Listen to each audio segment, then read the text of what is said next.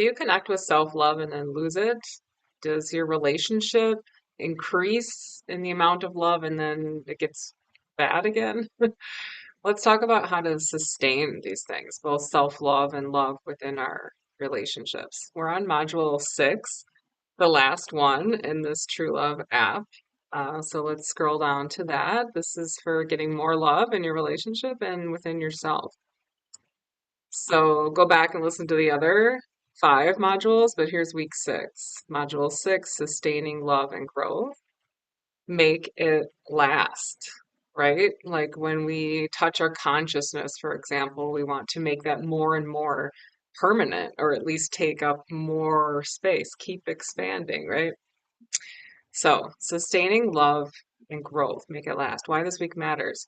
Intensity starts relationships, right? Rhythm sustains them. So, like that pink cloud in the beginning, the infatuation is wonderful, right? It doesn't last. So, how do we then touch into even more profound love, right? Because actually, that beginning part isn't love, it's like attachment, infatuation, romance, right? And then the real work begins, but there are real rewards, right? Like, have you experienced when things are difficult, there's also big time rewards? That's the case here, and it's worth it. So, rhythm sustains relationships. Let's explore that. Systems beat willpower. Yeah, you want to have your plan in place, your commitment to your actions, and then that way when your feelings are up and down, right? Like um it doesn't make everything go bad because you already know what the plan is and you just stick to that, right?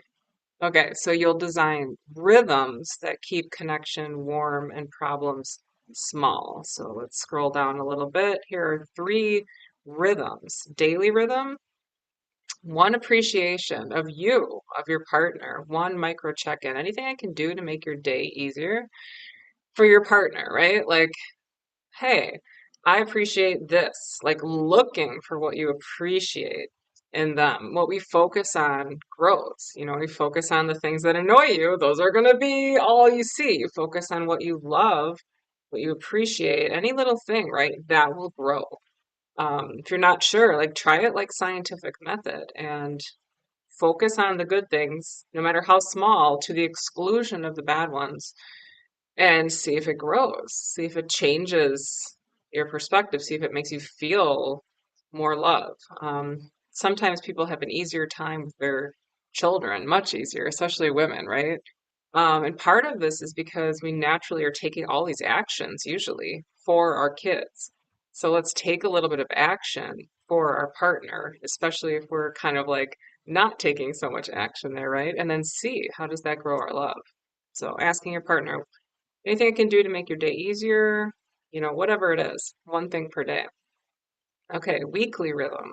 A 25-minute state of us wins what felt hard, one small improvement, a plan, and a moment of affection. So, like a weekly check in, a weekly meeting, a relationship meeting. How's it going? What went well this week? What didn't? Like, and save up any grievances and then discuss them appropriately, maybe in this meeting, right?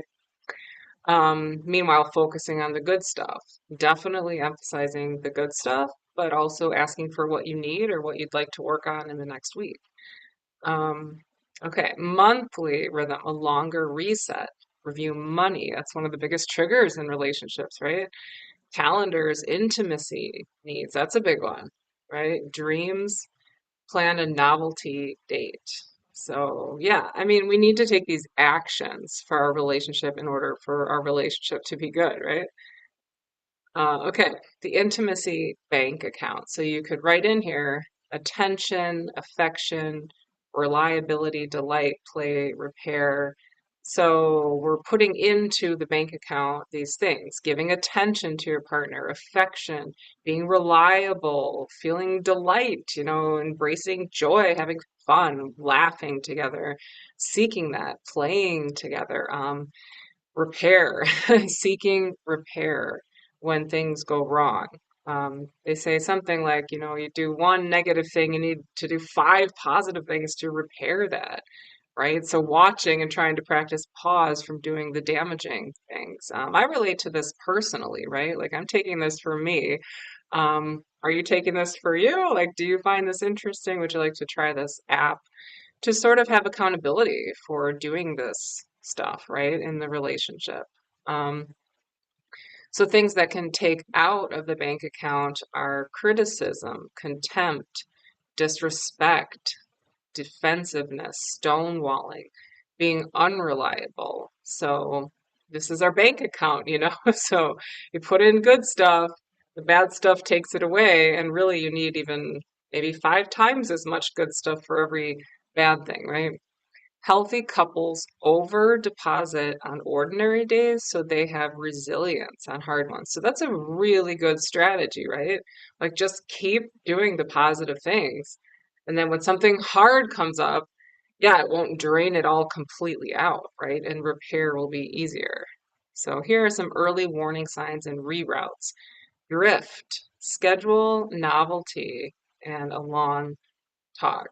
So you don't want to drift apart, be two separate islands getting further and further apart. Like you want to purposely schedule date night, schedule something interesting and new to do together, schedule a long talk.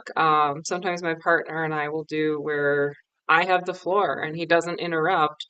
And then when I'm done, he'll reflect it until I feel heard, and then it's his turn, and I do the same thing. I mean, whatever works for the two of you, right? But really purposely going after this. Scorekeeping is not a good thing, so swap to appreciation ratio and clear requests. So be really clear within yourself, what do I need? And then ask for it appropriately. And if you do without the disrespect, right, without these negative tones, then many times your partner will want to give it to you. And especially if you're practicing appreciation of them and they feel appreciated, right? I mean, it's very, very simple, right? But it's harder to do in practice than than it sounds. So again, this is an app to just help us, stay on the right track and be actually taking these actions. Avoidance is a pitfall. So book the conversation with a start, stop time, and a purpose. If you just avoid the issue, it grows bigger, right? Can't ignore stuff. Chronic rupture. So consider professional help if it's constantly needing repair or really never getting repaired. So the patterns that are happening, maybe the attachment issues, maybe incompatibility, it could be exceeding do-it-yourself tools. So seek help, right? Try different things. Many, many things out there. So, okay, let's talk about shared vision and practical agreements. So, name 3 shared values for the next 90 days. Like, what can you agree on with your partner? Is honesty important to both of you? Play, health, and then turn those values into agreements. Phones down at dinner. Like, what do you want to stick to? What can you both agree to and be excited about? 2 exercise dates weekly, monthly budget review. Like, what do you want to be working on with your partner? Um, when we do things together that both parties are interested in, it makes things go better, right? So, agreements are love made visible. Example agreements could be phones down at dinner, 2 exercise dates weekly, monthly budget review. So, going to a case study, the plateau. Things are fine. They're not terrible, but they're definitely not good or great. What's the solution? Introduce weekly rituals, taking a walk on Sundays, checking in on Wednesdays, like putting actions in place to purposely go after closeness and intimacy and fun and whatever values you choose to pursue and embrace, right? Monthly novelty, emotional oxygen returns. Closeness deepens without drama. So definitely protect against the drama. If you need to take breaks, take breaks. Here's our reflection corner. So try writing 3 agreements and 1 ritual. You'll start this week and put them on the calendar. That way you don't have to think about it. It's not dependent on your mood, right? Like it's on the calendar, you stick to it, and you come into it with a positive attitude because you've chosen it, right? And your partner as well. So something you guys agree on. So yeah, you can write your agreements and rituals there and save it and come back to it because a lot of us drift and then come back to it, right? You'll always have this app. So the new way you love. You've built a sturdier self, kinder self-talk, very important, clear boundaries, adult to adult relating, cleaner conversations, and sustaining rhythm. So this is a summary of all 6 weeks, right? Point is not perfection. Nobody's perfect, right? It's repair, responsibility, and daily warmth. When you forget, and you will, return to week one's chain, speak with week five's words, and protect with week's three boundaries. Just keep redirect to each of the lessons depending on which area is weak, right? And repeat. That's how love lasts. We keep taking these actions, keep the accountability going. So, congratulations. If you made it through week 6, you've reached the final week. Once you've reflected on it, you can mark it as complete. So, if you're interested in checking out this app, True Love, for your relationship and for love within yourself, to you as well, please do. And let us know your feedback. Have a